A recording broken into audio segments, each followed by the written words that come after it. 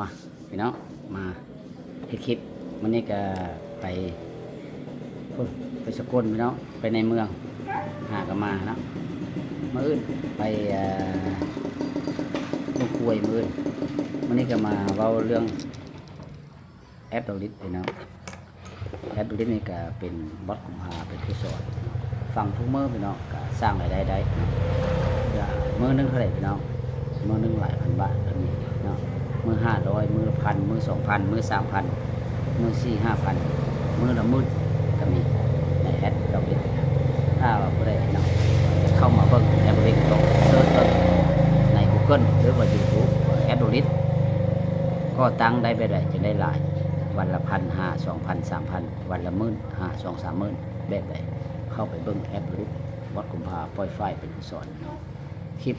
แต่ละคลิปเว้าก็เกี่ยวแก่กับอาหารเสริมบางคนก็เว้าขี้ตัวบางคนก็เว้าว่ามันมีจริงอะไรบ่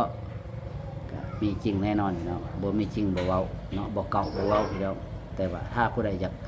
สร้างรายได้ในแอปดอลลิสทักมาพี่น้องมันสิบอกให้ว่าบ่ได้เอาเงินบ่ได้เอาคำบอกฟรีกินฟรีพี่น้องของดอลลิสส่งฟรีซื้อกินได้เงินเนาะเข้าไปเบิ่งวัดกุมภาเป็นผู้สอน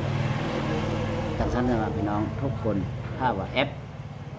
กับออฟไลน์มันบ่คือกันเนาะแอปคือมันบอทแคสได้บอทแคสคือ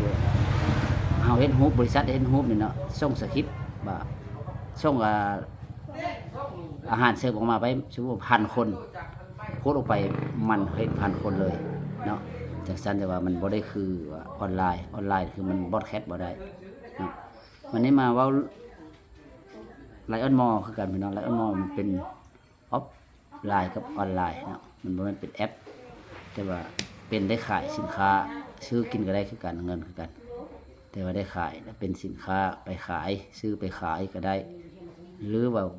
ซื้อกินซื้อใช้ก็ได้เงินคือกันเนาะแต่บ่คือกันนะพี่น้องเนาะไลออนมอนี่ก็อยู่ลาดพร้าวซอย1แอดดอลลิสก็อยู่พระราม3พี่น้องเข้าไปไกลๆอยู่ในกรุงเทพพุ่นละแต่ท่านจะฝากพี่น้องเนาะเข้ามาติดตามเบิ่งบัดกุมภาปล่อยไฟสิเว้าเนี่ยแต่เฮาสิโพสต์อาหารเสริมของดอลลิสลงไปพร้อมกับไลออนมอไปพร้อมพี่น้องเนาะมื้อนี้ก็ลาพี่น้องไปก่อนคลิปหน้าเจอกันพี่น้องมื้อนี้ก็วันพุธตอนแรกนะพี่น้อง